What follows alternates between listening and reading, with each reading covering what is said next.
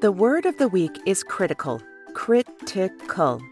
The word critical is an adjective and has more than one meaning. Something that is critical can be serious. For example, after a horrific car crash, Johnny was in critical condition.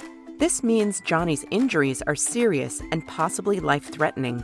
Get well soon, Johnny. Something that is critical can also be very important. It is critical that you put on your seatbelt when you get inside of a car. Safety comes first, guys. Please wear your seatbelts. Critical also means pointing out someone's faults. Many students are critical of the cafeteria food. Ew, these nachos are burnt and stale. I guess that's nacho specialty, cafeteria lady. When we are critical of people's faults, it makes us a critic. Get it? Critics are critical. Let's review. Critical has three meanings: serious, very important, and pointing out someone's faults. Now it's time for you to show what you know. Drop down in the comment section and write a sentence or post a video of yourself using the word critical in a sentence. We'd love to hear from you.